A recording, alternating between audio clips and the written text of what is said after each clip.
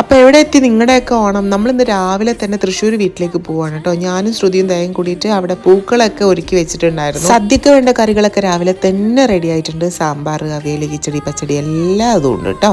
ഒരു 7:30 ആകുമ്പോഴത്തേനും നമ്മൾ വീട്ടിലെത്തിയിട്ടുണ്ടായിരുന്നു. അപ്പോൾ ബ്രേക്ക്ഫാസ്റ്റ് കഴിക്കണമല്ലോ. അപ്പവും കടലക്കറിയായിരുന്നു ഉണ്ടായിരുന്നത്. പിന്നെ മേമയുടെ വകയായിട്ട് നമുക്ക് മുട്ട പുഴുങ്ങിയതും പഴം പുഴുങ്ങിയതും ഒക്കെ ഉണ്ടായിരുന്നു. നമ്മൾ ആദ്യം പിള്ളേർക്ക് ഫുഡൊക്കെ കൊടുക്കുകയാണ്. അവർ രാവിലെ ഉറക്കത്തിൽ നിന്ന് എഴുന്നേൽപ്പിച്ച് പല്ലൊക്കെ തേപ്പിച്ച് പിള്ളേർക്ക് ഫുഡ് വാരി കൊടുക്കുകയാണ്. ശ്രുതിയും ദയയാണ് പിള്ളേർക്ക് വാരി കൊടുക്കണം. മാളുമ്മയ്ക്ക് ശ്രുതി വാരി കൊടുക്കുമ്പോൾ ഭയങ്കര ഫുള്ള് വയറ് നിറച്ച് കഴിക്കും കൊച്ച്. അങ്ങനെയാണ്. കുക്കുമോനി പുഴുങ്ങിയ പഴത്തിനോടൊന്നും താല്പര്യമില്ല. ഞാനും അങ്ങനെ തന്നെയായിരുന്നു ചെറുപ്പത്തിൽ. എനിക്കും പുഴുങ്ങിയ പഴമൊന്നും താല്പര്യം ഉണ്ടായിരുന്നില്ല.